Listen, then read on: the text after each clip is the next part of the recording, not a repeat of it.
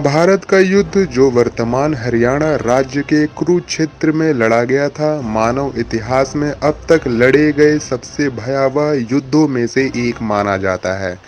धर्म ग्रंथों के अनुसार यह युद्ध इतना विनाशकारी था कि केवल 18 दिनों तक चलने के बावजूद इसमें लगभग 80% भारतीय पुरुष आबादी की मृत्यु हो गई। महाभारत ग्रंथ के एक चौथाई से अधिक हिस्से में मात्र इस युद्ध का वर्णन किया गया है। महाभारत युद्ध के परिणाम स्वरूप पांडव संख्या में कम होने के बावजूद जीत गए और कौरव संख्या में पांडव से कहीं अधिक होने के बावजूद भी हार गए।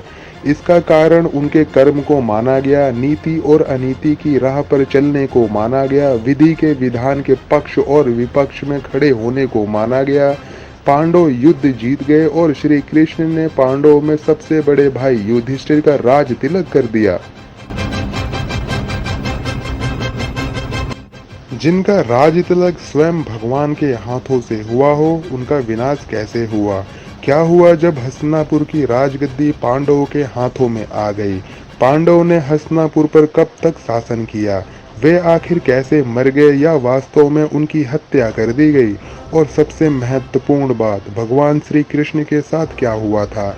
ऐसे कई सवाल मन में उठते हैं। यहाँ उन सवालों के उत्तर संभावित देने का प्रयास किया गया है, तो आइए जानते हैं। कुरुक्षेत्र का युद्ध जीतने के बाद पांडवों को हस्तिनापुर का शासन मिला। युधिष्ठिर को हस्तिनापुर का महाराज बनाया गया, लेकिन दूसरी तरफ गांधारी एक दुखी रस्त महिला के रूप में विलाप कर रही थी, अपने 100 पुत्रों की मृत्यु का शोक मना रही थी। जब युधिष्ठिर को सिंहासन सौंप दिया गया और श्री कृष्ण का हस्तिनापुर से विदाई लेने का समय आया, तब वह गांधारी के पास गए और गांधारी ने श्री कृष्ण को उनके वंश का अंत हो जाने का श्राप दिया। जानकारी के अनुसार महाभारत के बाद हस्तिनापुर पर पांडवों ने 36 वर्षों तक शासन किया। इस बीच गांधारी का श्राप अपना असर दिखाने लगा और श्री कृष्ण की नगरी द्वारका में एक अशुभ घटना घटी। वहां एक उत्सव के दौरान सभी यदुवंशी आपस में ही लड़ने लगे और एक दूसरे की हत्या करने लगे। यह घटना सोमनाथ के समीप प्रभास क्षेत्र में घटी थी। उधर प्रभास क्षेत्र में यदुवंशियों के एक दूसरे को मार डालने के बाद पहले बलराम जी अपने लोक को वापस चले गए। इसके बाद श्री कृष्ण वहीं प्रभास क्षेत्र में एकांतवास में रहने लगे। एक दिन वह ध्यान अवस्था में एक वृक्ष के नीचे बैठे थे। तभी जारा नाम के एक शिकारी ने गलती से उनके पैर में तीर मार दिया और श्री कृष्ण ने वह मानव देह त्याग दिया। भगवान श्री कृष्ण के बैकुंठ लौट जाने के बाद देव ऋषि वेद व्यास ने अर्जुन को बताया कि श्री कृष्ण और उनके भाइयों का जीवन समाप्त हो गया है। जानकारी के अनुसार श्री कृष्ण जी जिस दिन बैकुंठ को लौटे, उसी रात को 12 बजे से कलयुग का प्रारंभ हो गया। देव व्यास जी से श्री कृष्ण के प्रयाण की सूचना मिलने पर युधिष्ठिर अपने पर पोते परीक्षित का राज तिलक करते हैं, फिर अपने सभी भाइयों और द्रौपदी के साथ हिमालय की ओर चले जाते हैं। महाभारत के अनुसार हिमालय से वह स्वर्ग चले जाते हैं और इस यात्रा में एक कुत्ते के रूप में आए यमदेव उनका मार्गदर्शन करते हैं।